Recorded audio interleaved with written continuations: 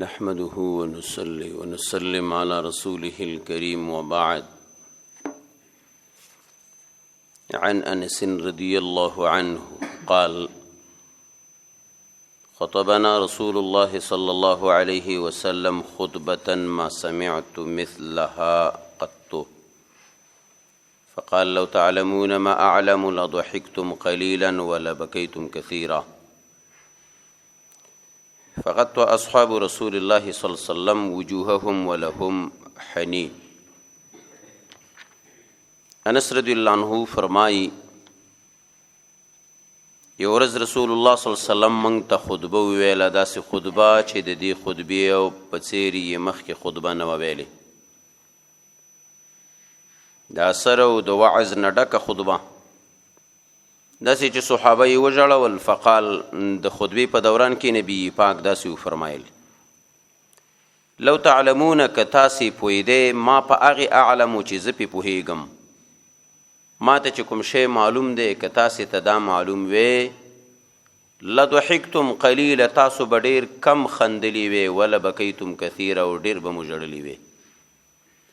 کوم عذاب چې ما ته معلوم دی، د آخرت حالات چې ما ته معلوم دي، که دا تاسې ته معلوم وی، تاسو به خندلي کم وی او ژړلي به م ډېر وی. اوس خو په دنیا کې خاندئ ډېر او ژاړئ کم.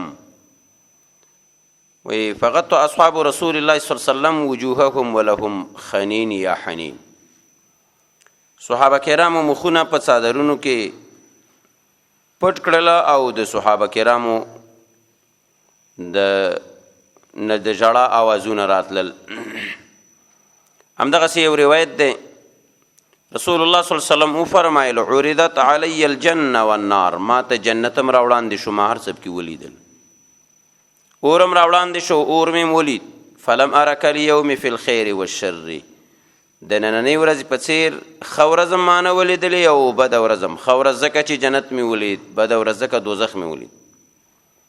ولو تعلمون ما اعلم، او همغسې وفرمایل زه چې په څه پوهېږم که تاسو په دې پوهېدی نو خندلي به مو کم وي او ژړلي به مې ډېر وي. داسې متعددو احادیثو کې راځي. ابو هریره رضی الله عنه د رسول الله صلی الله علیه وسلم حدیث را نقل کوي، د قیامت د ورځې حالات بیانوي. یعرق الناس یوم القیامه حتی یذهب عرقهم فی الارض 70 ذراعا. د قیامت په ورځ به خلک له سختې ګرمۍ له وجې نه دومره خولې شي چې د دوی دا خولې به د اوبو او د سیند په څېر 80 ګزه وړاندې لاړ شي. ویلجمهم حتی یبلغ آذانهم، او دغه خولې به د دوی تر خولې راورسېږي، تر غوږونو باندې راورسېږي. د دغې خولو د دې تکلیف نه به سړی په څه شي ځان بچ کوي؟ په نیکو اعمالو باندې، د ثواب په کارونو باندې، جومات ته په راتګ باندې، د الله په بندګۍ باندې، د الله په عبادت باندې به سړی د قیامت د ورځې د سختۍ نه ځان بچ کوي. وصلی الله تعالی علی خیر خلق. الهی زموږ ګناه معاف، مشکلات د دنیا او د آخرت محل کړي. د دنیا